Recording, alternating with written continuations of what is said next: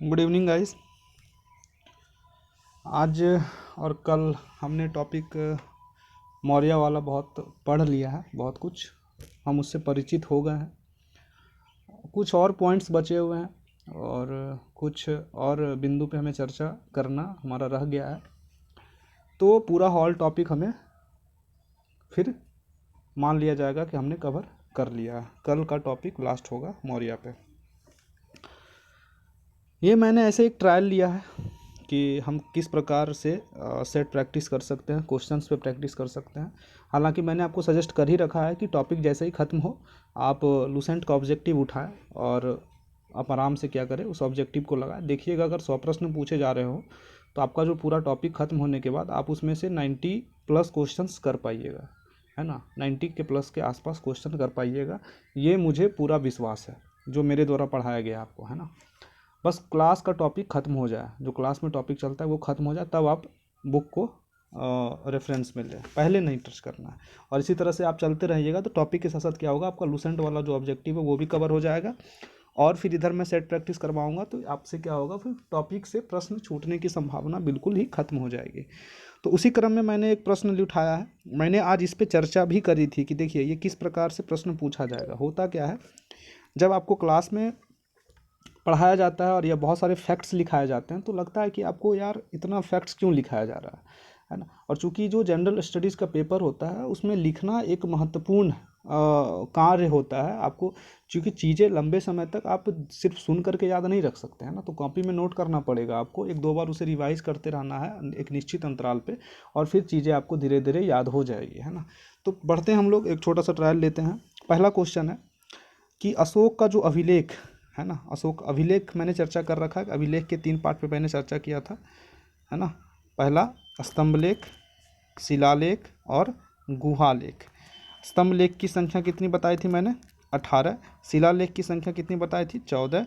और गुहालेख की संख्या कितनी बताई थी, 8। टोटल मिला के कितने हो गए थे अभिलेख, 40 अभिलेख की खोज अशोक की अभी तक की जा चुकी है ना। उसी में ये पूरा अभिलेख पूछा गया है।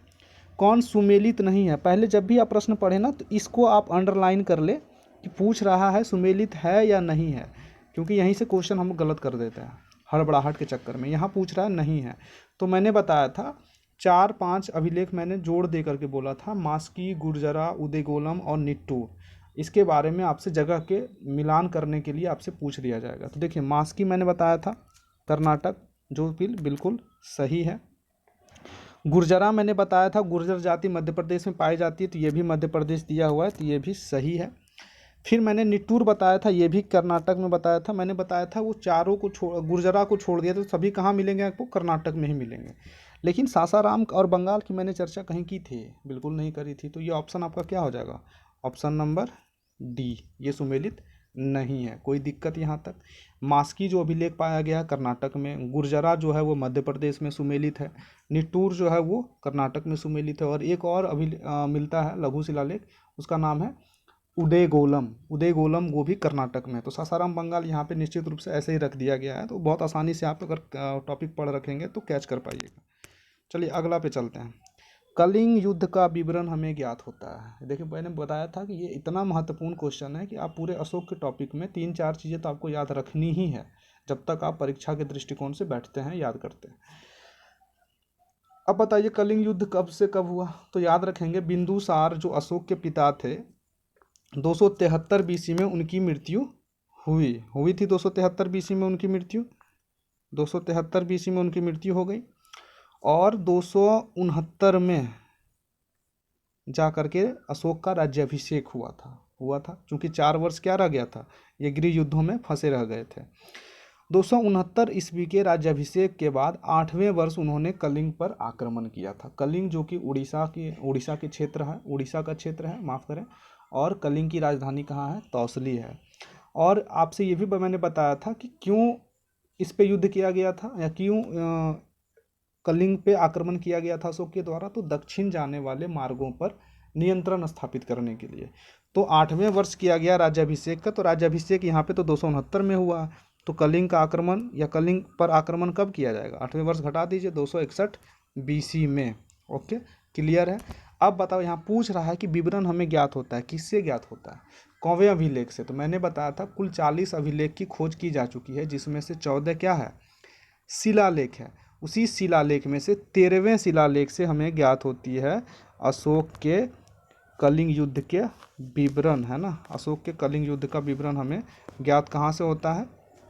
तो 13वें शिलालेख से। कोई दिक्कत यहाँ तक नहीं है। अगले पेज पे हम चलेंगे। ये रोमनदेही स्तंभ लेख जो मिल रहा है आपको, ये भी आपके अशोक के टॉपिक, मतलब ये मौर्य साम्राज्य के टॉपिक से रिलेट कर रहा है। एक्चुअली क्या है कि रोमनदेही स्तंभ लेख के द्वारा यह ज्ञात होता है कि चंद्रगुप्त मौर्य ने अपने कार्यकाल में एक नहर का निर्माण करवाया था उन्होंने। तो वो रोमनदेही स्तंभ लेख के द्वारा ही ज्ञात किया जाता है, मतलब ये ज्ञात होता है, और वो संभवतः पहला नहर का निर्माण था पूरे भारत में। इंडिका का लेखक कौन है? ये अगला प्रश्न है आपका। तो इंडिका का लेखक कौन है? जरा सा दिमाग पे जोड़ देंगे, याद आ जाएगी बातें आपकी। पहला ऑप्शन है प्लूटार्क, दूसरा है जस्टिन, तीसरा है हेरोडोटस और चौथा है मेगास्थनीज। याद करें मैंने क्या बताया था? मौर्य साम्राज्य के बारे में आपको अगर जानकारी लेनी है तो 3 स्रोत हैं, एक साहित्यिक स्रोत, एक विदेशी विवरण और एक पुरातात्विक स्रोत, साक्ष्य या पुरातात्विक स्रोत। तो साहित्यिक साक्ष्य में तो हमने अर्थशास्त्र को रखा था, है ना, कौटिल्य द्वारा रचित जो है, और उसमें हमने बौद्ध और जैन ग्रंथों को रखा था। विदेशी विवरण में मैंने लिखा था सबसे महत्वपूर्ण पुस्तक है मेगास्थनीज की पुस्तक इंडिका। तो यहाँ पे इंडिका का लेखक कौन हो जाएगा? मेगास्थनीज, है ना। इससे इंडिका से हमें पाटलिपुत्रा का विशेष व्याख्या या विस्तृत व्याख्या प्राप्त होता है। ये मेगास्थनीज कौन था? तो सिकंदर महान की जब मृत्यु हुई थी बेबीलोन के आसपास, है ना, बेबीलोन में 323 बीसी के आसपास, 323 बीसी में जब सिकंदर महान की मृत्यु हुई थी बेबीलोन में, तो सिकंदर का जो जीता हुआ क्षेत्र था उसके सेनापतियों में बांट दिया गया, जिसमें एक मुख्य सेनापति था सेल्यूकस निकेटर। सेल्यूकस निकेटर को अफगानिस्तान बैक्ट्रिया वाला क्षेत्र मिला था, और उसी सेल्यूकस निकेटर ने भारत को भी जीतने का प्रयास किया, जिस क्रम में उसका चंद्रगुप्त मौर्य से क्या हुआ? युद्ध हुआ। और युद्ध होने के बाद संधि हुई। संधि होने में क्या हुआ था? उसने अपनी पुत्री का विवाह, किसने? सेल्यूकस निकेटर ने, जो सिकंदर महान का सेनापति था, उसने अपनी बेटी का विवाह या पुत्री का विवाह हेलेना जिसका नाम था, उसका विवाह कर दिया। किससे? चंद्रगुप्त मौर्य से कर दिया। चंद्रगुप्त मौर्य से विवाह करने के बाद उसे 4 प्रांत दहेज में दिया था। कौन कौन सा? काबुल, कंधार, हेरात और मकरात। और जो दामाद थे चंद्रगुप्त मौर्य, इन्होंने अपने ससुर को क्या दिया था? तो 500 जंगी हाथी दिए थे, है ना। ये याद है ना आपको, बढ़ाया जा चुका है।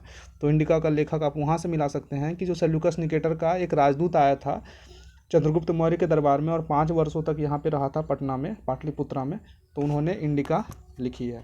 इंडिका के बारे में मैंने एक और तथ्य बताया था। वो तथ्य ये था कि इंडिका अभी वर्तमान अपने मूल रूप में नहीं है ना। इंडिका की पुनर्लेखन की गई है, इंडिका का पुनर्रचना किया गया है, और रचना करने वाले कौन थे? मैकेंड्रिल महोदय। मैकेंड्रिल महोदय थे। उन्होंने क्या किया था? जो विदेशी लेखक थे उस समय के, जैसे प्लूटार्क हो गए, फिर कार्टियस हो गए, स्ट्रेबो हो गए, है ना, इन यूनानी लेखकों के पुस्तकों के उदाहरणों से इंडिका का फिर से पुनर्लेखन किया गया। अगला क्वेश्चन देखते हैं। देखिए, कथन सत्य है पूछ रहा है, और बहुत इस तरह के प्रश्न को बनाने में मज़ा आता है, एक अलग ही स्वाद मिलता है मुझे। वन लाइनर फैक्ट बहुत मुश्किल लगता है उसे। तो कथन यहाँ सत्य है, पहले इसको अंडरलाइन कर लें आप। अब हम पढ़ते चलेंगे। तो हम नीचे से स्टार्ट करते हैं। चलिए, हमें ऊपर वाला समझ में नहीं आ रहा है, हम नीचे से शुरू करते हैं।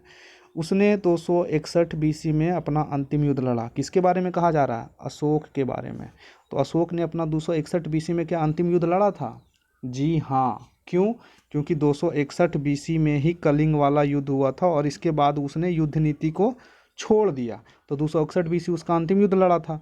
तो 4 वाला ऑप्शन देखिए सही है, और हमें सत्य ही ढूंढना है। तो चौथा वाला ऑप्शन देखिए किस में नहीं है। तो देखिए, ऑप्शन नंबर ए में चौथा ऑप्शन है ही नहीं, तो पहले इसको डिस्क्रिमिनेट कर दीजिए। ए वाला में तो चौथा ऑप्शन है ही नहीं, और ये सही ऑप्शन है। अब आइए तीसरा वाला ऑप्शन देखते हैं। इसका राज्याभिषेक 269 बीसी में हुआ था। बिल्कुल सही। 273 बीसी में बिंदुसार की मृत्यु हुई थी, और बिंदुसार की मृत्यु के बाद 4 वर्ष के पश्चात इसका राज्याभिषेक हुआ था। तो 269 हो ही जाएगा। तो तीसरा वाला ऑप्शन भी सही है। तो तीसरा यहाँ भी नहीं है, तो ऑप्शन नंबर सी को भी काट दीजिए। यहाँ 3 नहीं है, यहाँ 4 है लेकिन 3 नहीं है, तो ये ऑप्शन कट गया। अब बचे केवल 2 ऑप्शन। तो अब देखिए दूसरा वाला ऑप्शन, विकल्प 2 क्या कह रहा है? कि उसने 273 बीसी में सत्ता प्राप्त की। बिल्कुल, 273 BC में बिंदुसार की मृत्यु हुई, सत्ता प्राप्त की और राज्याभिषेक भले ही उसने 4 वर्ष पश्चात किया था। अगला जो है वन लाइनर, ये 2 3 4 सभी में है, इसमें भी है, इसमें भी है, तभी तक दोनों क्या है, ऑप्शन सही दिख रहा है हमें। ऑप्शन 1 देखते हैं, पहला जो प्रश्न बोल रहा है कि शासक बनने से पूर्व वह अवंती यानी उज्जैनी का राज्यपाल था। बिल्कुल सही, तो ऑप्शन नंबर डी चला जाएगा। 1 2 3 और 4। एक्चुअली क्या है कि बिंदुसार के समय में तक्षशिला में विद्रोह हुआ था। विद्रोह को दबाने के लिए उसने सुसीम को भेजा और सुसीम जब असफल हो गया तो उसने अशोक को भेजा, अशोक वहाँ का प्रशासक नियुक्त हो गया।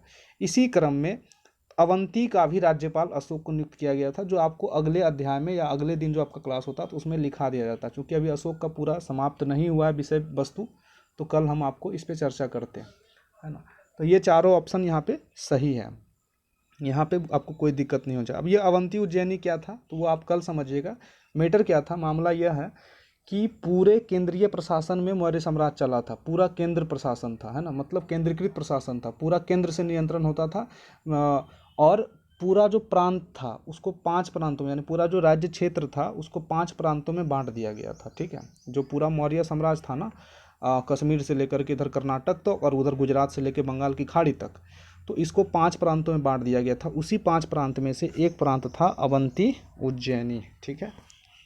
कल हम लोग उस पर चर्चा करेंगे। आगे देखिए अगला प्रश्न, चाणक्य का अन्य नाम क्या था। चाणक्य कौन था भाई, चाणक्य का नाम क्या है। तो सबसे पहला दिन तो आपको यही लिखाया गया था, अर्थशास्त्र किसके द्वारा रचित है, तो भाई ये चाणक्य द्वारा है। चाणक्य कौन थे, चाणक्य का क्या नाम था, तो कौटिल्य विष्णुगुप्त इनका ही नाम था। तो यहाँ पे कौटिल्य मिल रहा है, नहीं मिल रहा है, विष्णुगुप्त है, तो ऑप्शन नंबर बी।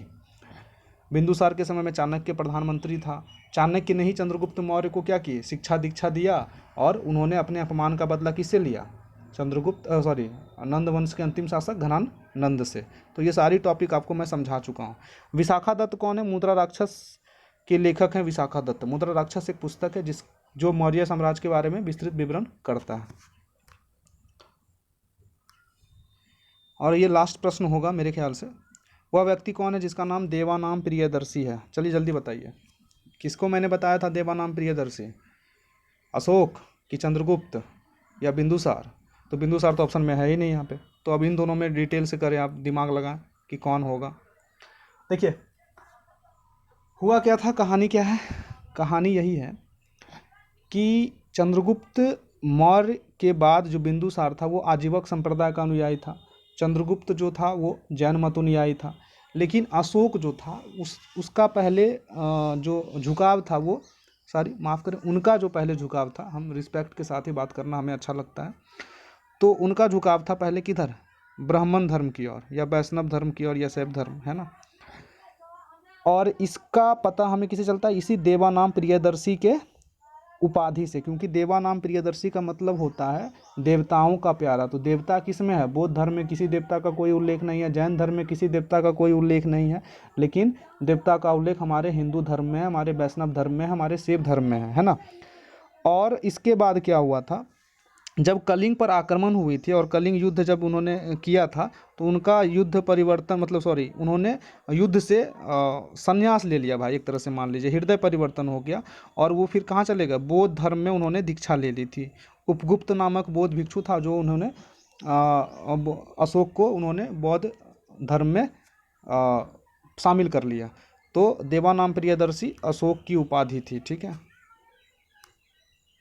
तो ये पूरा प्रश्न था, ये एक छोटा सा ट्रायल था, है ना। चूँकि देखिए ज़्यादा देर का रिकॉर्डिंग होने के बाद क्या होता है, बहुत ज़्यादा MB बन जाता है और बहुत ज़्यादा MB फिर अब आप व्हाट्सअप ग्रुप में आपका सेंड नहीं होगा, इस वजह से।